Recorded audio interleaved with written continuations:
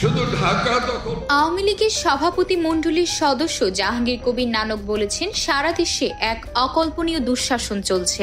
দেশের বিভিন্ন স্থানে চলছে চাঁদাবাজির মহা উৎসব। দেশের প্রায় প্রতিটি উপজেলায় আওয়ামী লীগের নেতাকর্মীদের উপর বিএনপি ও তার মিত্রদের অত্যাচার নির্যাতনের পাশাপাশি এখন নতুন করে যুক্ত হয়েছে মিথ্যা মামলায় গ্রেফতার। শুক্রবার এক বিবৃতিতে তিনি এসব কথা বলেন।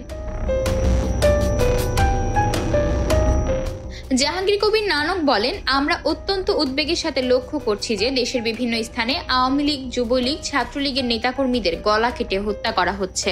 আওয়ামী লীগ নেতাকর্মীদের খুন, বাসাবাড়ি ও ব্যবসা প্রতিষ্ঠানে লুটপাটের পাশাপাশি অগ্নিসংযোগ করছে বিএনপি ও তার মিত্ররা। বাংলাদেশের বিভিন্ন এলাকায় একের পর এক ঘটনা ঘটে যাচ্ছে, কিন্তু অপরাধীদের বিরুদ্ধে কোনো মামলা হচ্ছে না, গ্রেফতার করা হচ্ছে না।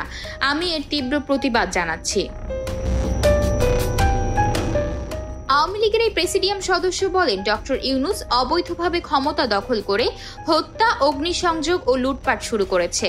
সাধারণ মানুষের জীবনে শান্তি স্বস্তি কেড়ে নিয়েছে। নিত্য প্রয়োজনীয় পণ্যের মূল্য আকাশ ছোঁয়া। সেদিকে নজর না দিয়ে আওয়ামী লীগ নিধনে নেমেছে অবৈধ সরকার।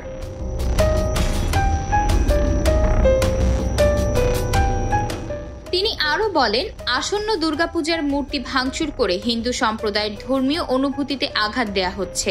থানা লুটপাটকারী ও অবৈধ অস্ত্রধারীদের ধরা হচ্ছে না। এই জঙ্গি সন্ত্রাসী খুনিদেরকে অবাধে সাধারণ মানুষ ও আওয়ামী লীগ নেতাকর্মীদের খুন করতে একরকম সুযোগ করে দেওয়া হয়েছে।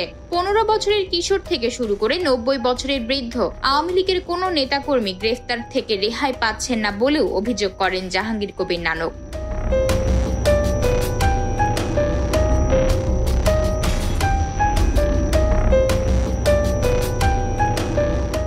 আতকিয়া মাইমুনা, বার্তা 24।